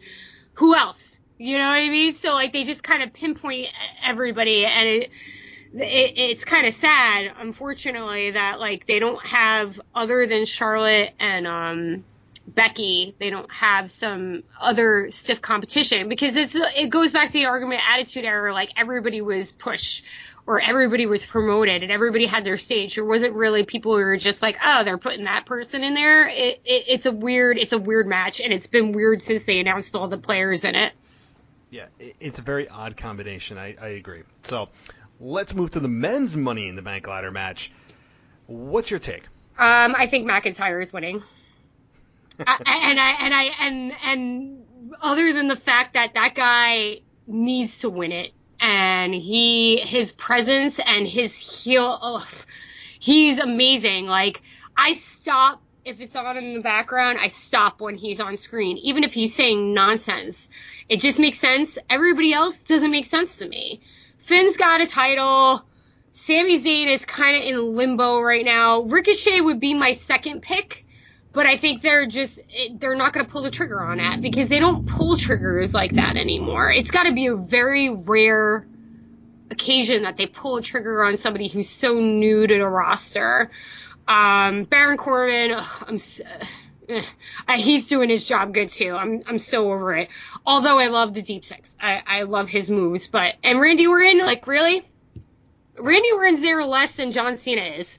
Like, at least John Cena's like on like a mention, and you know he's on a leave. Like, Randy Orton just kind of comes in and does his thing, and he leaves, and he's Randy Orton. I mean, he's still phenomenal in the ring. He's a great worker and stuff like that. But Randy hasn't really done anything for me since he hasn't been the Legend Killer. And Andrade is still. We could talk about politics and stuff. He's still too green. His English isn't very good. I mean, Zelina Vega, I have been fortunate to know the woman behind her. I know Thea.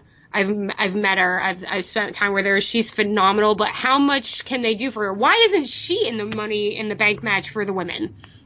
It's kind of like one of those things. Like, they curtail away for managers, and then they have like one or two managers. Like, they should go back into the manager thing, because she's done wonderful things for him. He's a better Del Rio, but he's not up to that point that I think that he's going to hold the briefcase. So my pick's McIntyre. It just seems like a dumb, like an absolute, it's a no question.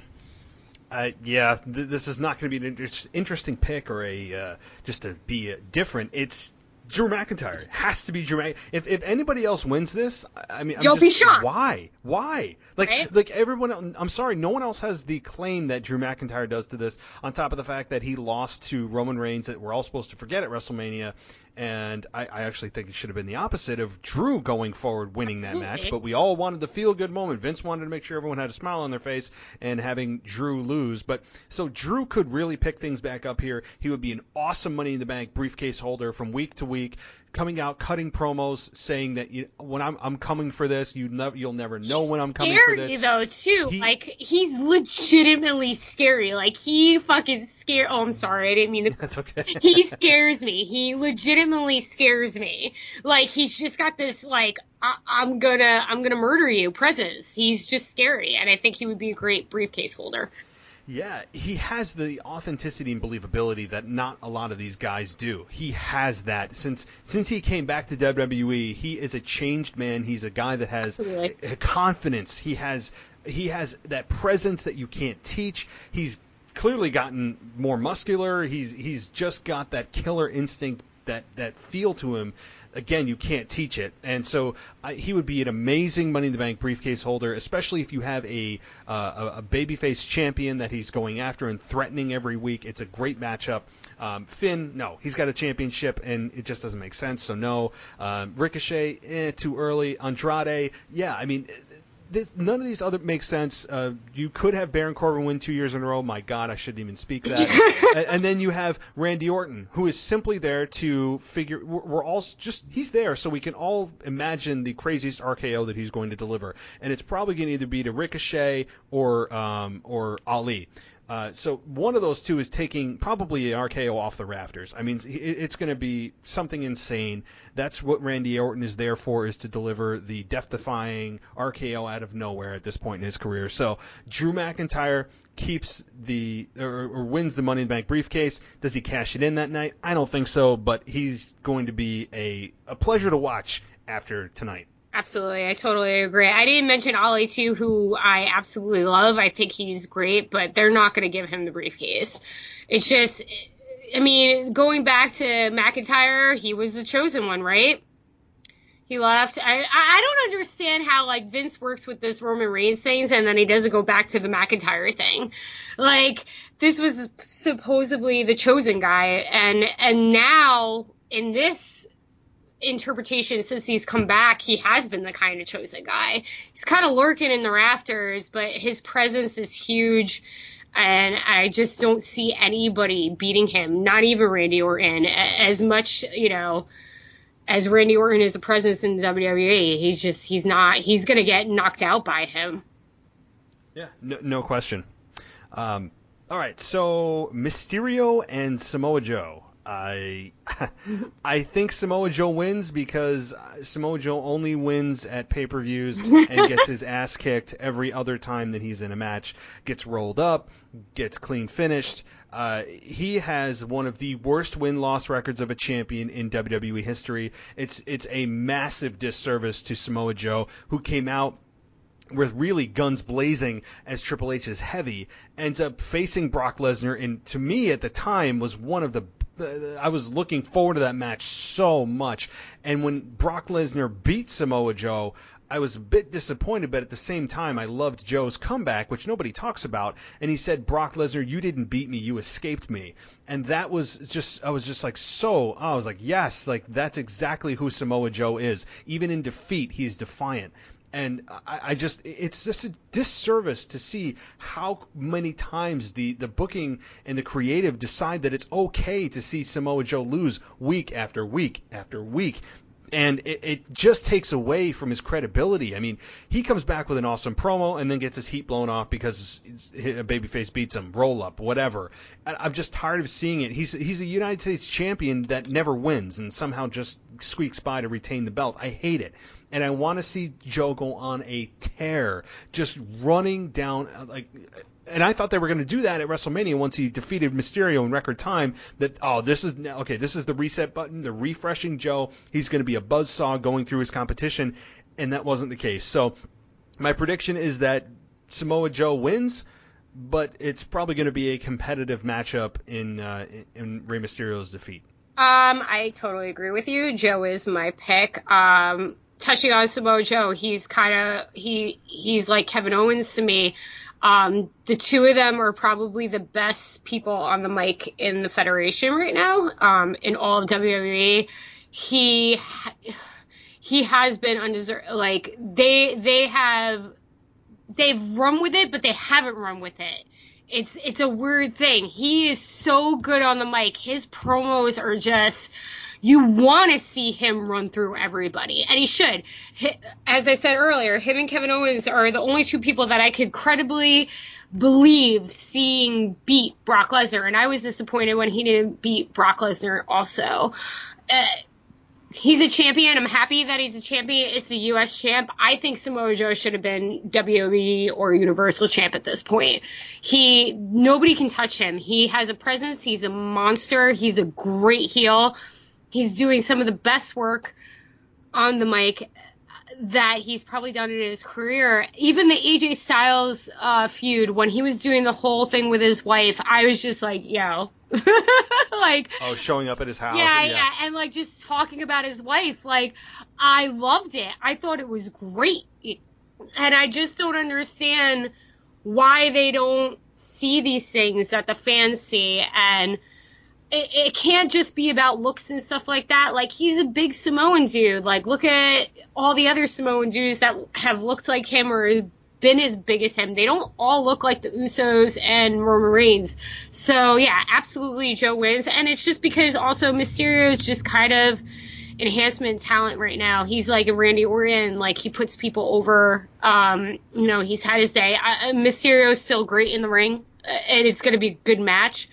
But Samoa Joe is going to brutalize him. And I don't know what's going on with his son storyline, but there's no way that Mysterio becomes U.S. champ. I mean, but again, crazy things happen, so. Oh, Wendy, yes. Yeah, Wendy is amazing. Wasn't that? I was just like it's so creepy. I remember him showing up at his house and like his front door and saying I don't know, Wendy's home or something. Maybe I should go in. Like it was definitely on the line of PG. Like. Yeah. Because it was very suggestive, but it was awesome, and I loved it. Samoa Joe has so many talents that WWE is not maximizing. Smart, though. That's the thing, too. Like, Kevin Owens is smart, but, like, Samoa Joe, the way he articulates and the way he says things, he's so smart when he says things, and he's so defiant when he says things that, like, you have to listen to him. I'm not saying that isn't the case with Kevin Owens, but it's just a different level, and they're both, the two of them are the best on the mic in the Federation right now. No question. All right, so one match that got added was the SmackDown Tag Team Championships with Daniel Bryan and Rowan versus the Usos. I mean, this is, to me, I'm just going to hit it, and I really don't have a whole lot of logic behind it, but I think it's Daniel Bryan and Rowan who retain because they just earned the SmackDown Tag Team Championships on top of the fact that the Usos are too busy doing comedy with the Revival that they really at this point have been defined down to that. So I think Daniel Bryan and Rowan retain. I think that they have had some good chemistry. They've really started to take Eric Rowan. Oh no, just Rowan now. Everyone loses, half the name. Everyone loses their name. They're like Andrade, Cesaro lost a name. You had Mustafa Ali. I mean, it's just Ali now. I mean, I don't know why they do that. I mean, it's bizarre. Vince McMahon thing. That's the other thing too. Like when things like this happen, you're just like Vince. It's I have a feeling that Vince McMahon is behind that, but I think that they've really reestablished Eric Rowan. I'm just going to say Eric Rowan because I don't know why, but they've established him as a much more credible threat than he has in the past when he was in the Wyatt family, and I think that's a good thing. They had him kick out of a finisher last week on SmackDown. That was surprising. They're treating him like a monster, and I like that because he could be the guy that takes the hits for Daniel Bryan, the smaller heel champion, co-champion, that is going to be really dishing out the verbal piece of it, and Eric Rowan takes the beatings and protects Daniel Bryan. It's a nice dynamic, and so I think they retain here, and I really don't think there's any question about it. Yeah, no, I agree. I had Daniel Bryan and Rowan for multiple reasons. The Usos are multiple champions. I don't really know what they're going with. I know their faces right now, but the whole Revival stuff, like, it's just... Daniel Bryan, I love Daniel Bryan so much. I know, like, that sounds like kind of a Mark thing to say, but, like, when he went heel, I just remembered how much better he is as a heel than a babyface. And he's just been owning this thing. And yeah, he revitalized Rowan's career. Rowan was misused in the Wyatt family. I mean, everybody was misused in the Wyatt family. Even Bray Wyatt was misused in the Wyatt family. So that's an argument that you can't have. But, they've established him as a muscle, and like showing his tattoos and stuff. It just gives him another level of believability. Do you know what I'm saying? He just looks the part of a muscle, and yeah, there's no rhyme or reason to it. They're going to win. He's great muscle for Daniel Bryan, and it's Daniel Bryan. Like, even though Daniel Bryan's not a face anymore, he's still one of the most popular people in the whole entire federation. The Usos don't need it. I don't even think that Daniel Bryan and Rowan need it. It just, out of the two, it makes sense for them to retain to establish their dominance. I don't know how long it's going to last, but I don't see the Usos winning. Like I said, they should be forming a faction with Roman Reigns, but who knows if that's going to happen. No, they did, right? The Bloodline a couple of years ago, they were the Bloodline, and I think they would be much more suited in such. Well, they partnered on SmackDown on Thursday, and I was just like, run with it, like run with it, just go with it, you know? Yep, and you know, to your point about Daniel Bryan, him going heel, nobody thought a couple of years ago that, oh my God, him turning heel will be awful. He'll never be able to do it. People won't go with it. And they have. Like Daniel Bryan turning the belt into the hemp belt, basically being this over-the-top vegan, holier than thou. All of you are just destroying the earth. He's the planet's champion. Nobody's ever really done that. No. I loved it. No, and Daniel Bryan, to his credit and his genius, has been able to turn fans that have loved him so dearly with the Yes Movement through WrestleMania 30, through WrestleMania 31 when he won the IC title and then had to drop it again because due to injury, through retirement, through the return, all of it, he was able to turn that against the fans and have the fans boo him, and it is just, it's a testament to Daniel Bryan. Yeah, it's absolutely amazing, because the other thing is that, like, I was just gonna bring up is that Daniel Bryan seems like since he came back and after he won at 30, they've done all the right things with him. Like, his yes thing was getting stale. Nobody was and then they tagged his wife onto it, and I hate to be a Bella basher, but I'm a Bella basher. Like, Brie Bella, like, destroyed his whole entire thing by taking his moves. And everybody was like, and then she had all these mess ups. So when they turned him, I was like, holy crap, they actually were like, oh, we got to save him. And they, like, put him as importance. It wasn't so much that they didn't know what to do with him. They were just like, Daniel Bryan's a talent, and we know he can work with this. I mean, go back to the stuff when he was feuding with Punk and being with AJ Lee. He was great as a heel. He was amazing, you know? So it's really, really good to see that he has that power. He's one of the few people that have that power in WWE. Definitely. And while we're speaking about the Wyatt family a little bit off topic, I was going to bring this up.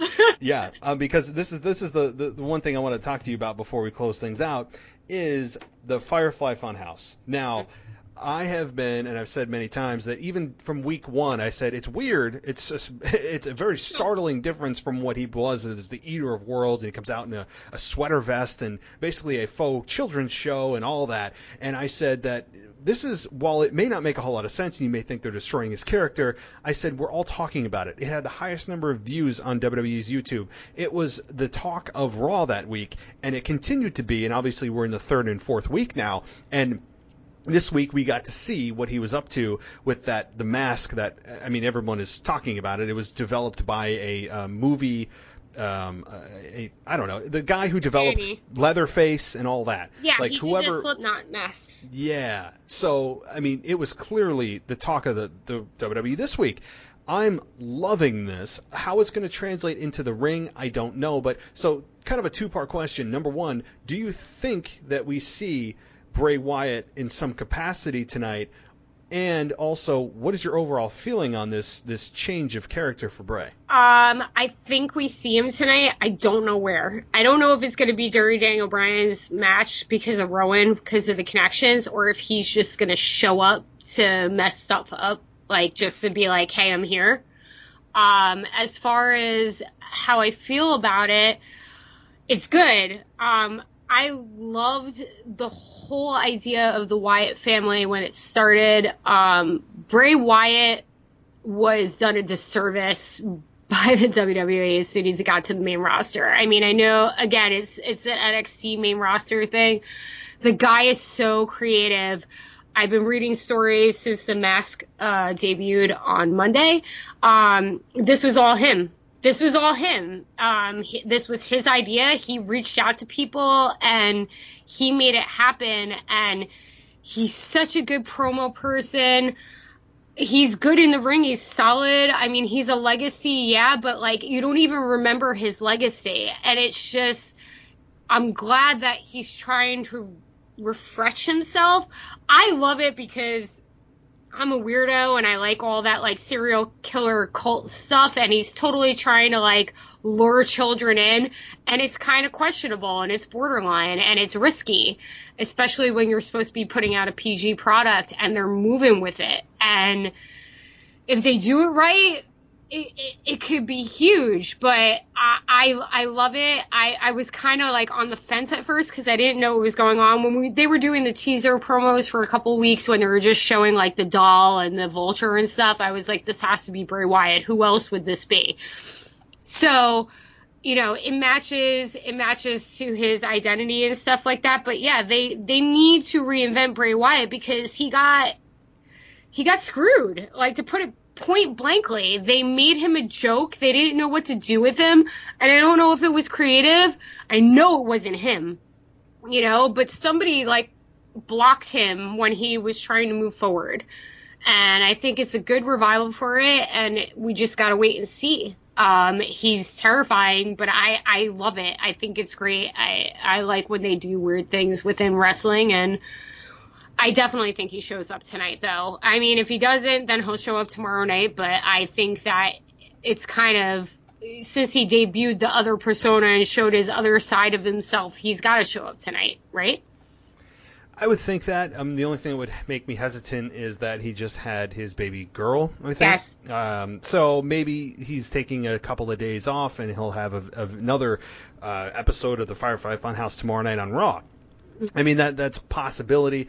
Odds are, I would think, that at least via satellite or via vignette, he will be in spirit. I don't think he'll physically show up. I wouldn't, again, bet the house on it, but I think that in some capacity we get another episode or a flash or something. I'm loving this, just as you are. The Eater of Worlds kind of ran its course, and you could say he got screwed by WWE, and in some capacity I think that they did misbook him, misuse him, all of that. That's true. But the fact that every single week we would get the backstage promo with that Edison bulb above his head, and he talking riddles, and we're all supposed to decode it, and all this stuff, it's like, I honestly started to tune it out, and he just would laugh maniacally or say, run, and the promo would end. Yeah, no, I'm the same way with you. I mean, it got to the point where, like, I'm a huge horror movie fan, and, like, all that stuff, and, like, weird things, and I was just like, I'm scarier than him. Like, he lost his credit, like, when he kidnapped Daniel Bryan, and he, like, showed up on Raw a week later, and he was fine. Like, and there was no explanation. But I don't necessarily think that so much it was them. There's confines that, like, they don't know what to do with characters like that. Like, they're really good characters, and they have really good ideas, but they're so worried about harming the younger audience or, like, scaring them off that they stop doing these things as, like, a stop pause or whatever. And now this is clearly trying to, like, brainwash your children. It's like, Mr. Rogers on acid, and they're going with it. It's just, how is it going to turn out? Is it going to be a forgotten thing, or are they going to have a horror house, whatever they did with Randy Orton, where they're, like, projecting worms on a ring mat, which was he burned terrible. That house down, so. You know what I mean? Yeah, like, I'm supposed to be afraid, right, of, like, basically, yeah. It comes, horror is a weird thing. Like, it becomes cheesy and campy, and it becomes unbelievable. Like, they just didn't know what to do with him. Like, I was at the pay-per-view where he came out of the lantern. I think it was Extreme Rules, whatever with John Cena, and I was like, you're really doing this right now? It was just... with the kid who was just standing there, like, stone-faced. I was at one of those pay-per-views, and I was in the audience, and I was just like, I don't even know. So, hopefully they let him run with this, but, the guy behind Bray Wyatt is great. And this is when it comes to politics of just letting people do what they need to do and, like, run with it and see what happens. You can always axe it if it doesn't work after they do their ideas. Things can't be so constricted. That's when bad stuff happens. No, I'm really excited to see where this goes. Like, every week I'm like, oh, I can't wait for the Firefly Funhouse. And I love the music they even have. Like, I don't know the lyrics. It's like, I don't know. I don't know the lyrics, but it's so catchy that it does sound like a legitimate kids show. And yes, bringing kids in is extremely risky, and it's a very fine line. You have to be very careful anytime you're bringing kids onto TV at all, especially in a PG product, in a very PC world that everyone's concerned about everything and so sensitive. You have to be very, very careful what you do with these kids. And he had kids on his show that were just sitting there, just blank staring into nothing. It's amazing.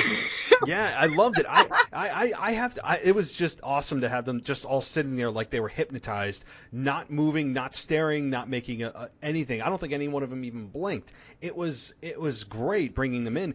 Again, they need to be very careful with bringing kids in anything, but I loved it. I just hope they have a clear direction. I hope Bray Wyatt has a clear direction for this character, this new reboot of who he is, and he's able to harness his character. That's a nuance I like too, that he's not just always this maniac that has a scary clown face on, a mask on. I like that he says he's learned how to harness it. So does that mean he's kind of like controlled the rest of the time? And when, maybe he comes out in a sweater vest and when someone provokes him, he ends up turning into this monster? I don't know. But the fact that he says he's learned to harness it this time is, I think, a key phrase as well. Yeah, absolutely. I totally agree. I'm curious to see where it goes, and hopefully we will see more. And I just hope that he doesn't have another curse on him, because I think that he's truly one of the best talents that they have in the whole entire WWE right now. No question. So I think we've got everything in here. Man, it's been this sometimes. I mean, wrestling takes you in very strange places and very strange conversation, but it's all awesome. No, it's fine. Anything else before we close things out that you wanted to talk about? No, that's it. I just want to see how they're going, because like I said earlier, like when we started the show, it's in a weird place right now with like politics becoming more than the show, and I just hope that they have a really good pay-per-view today, because it's an important pay-per-view for the rest of the year. And then, we got to be very quiet when we say this, but next month they're in Saudi Arabia. Yeah, let's not mention that. which it's kind of like the pay-per-view that doesn't really matter for pay-per-views, because it's its own world, and you have these fantasy matches that don't really matter for anything and are just and they're old. It's bizarre. I mean, you have Undertaker versus Goldberg 15 years too late. Yep. You have like what's going on? Like, I don't understand the fascination.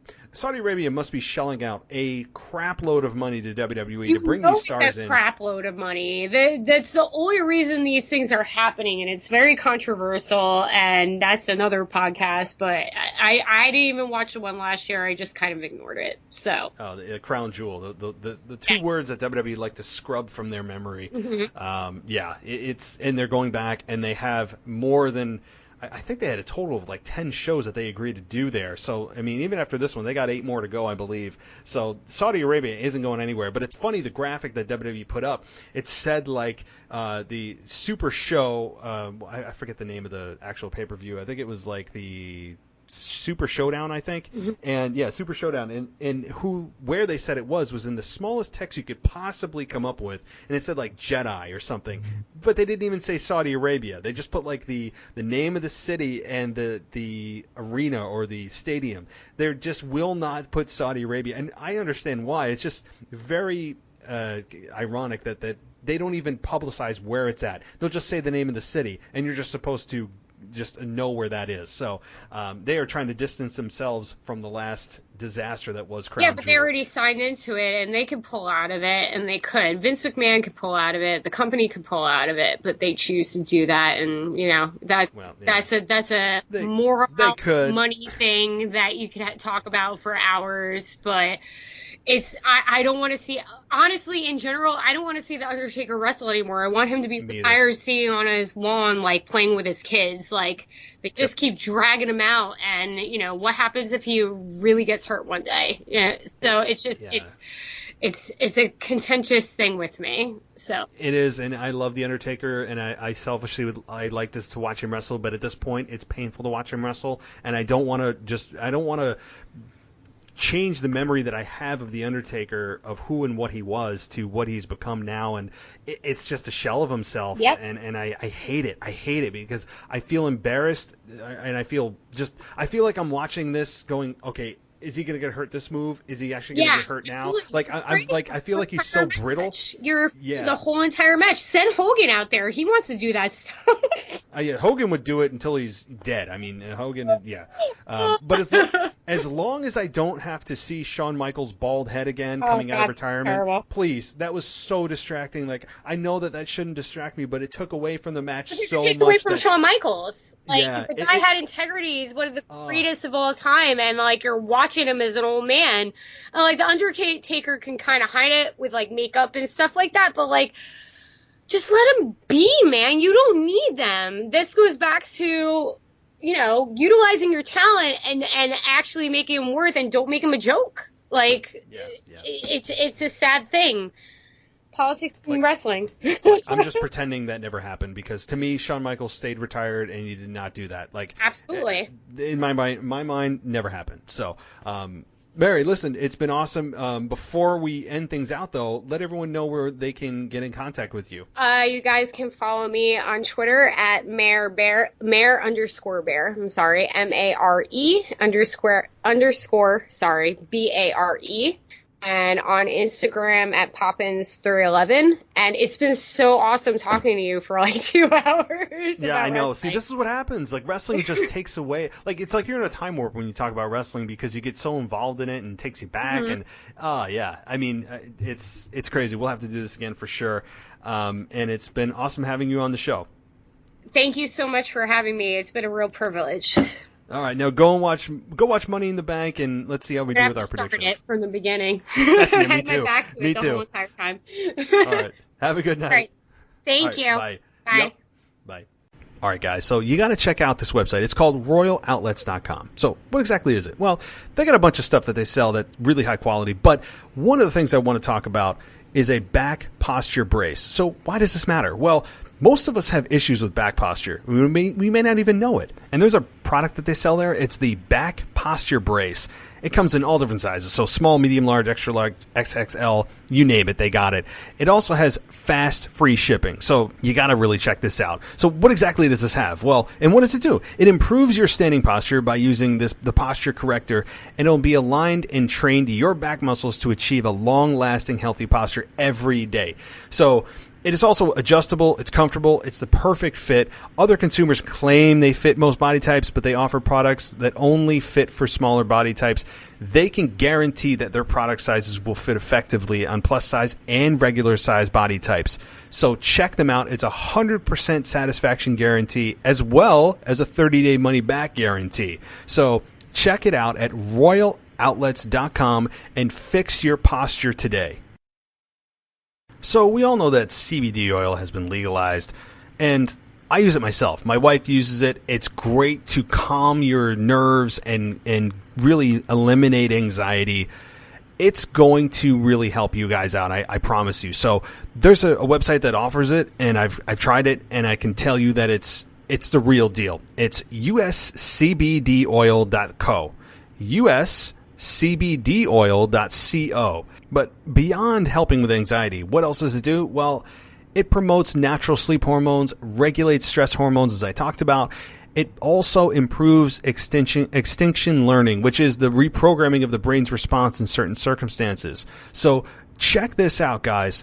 It helps fight cancer. It lowers the risk of diabetes and obviously pain relief and inflammation and depression. So there's really no risk here, guys. Check out uscbdoil.co today.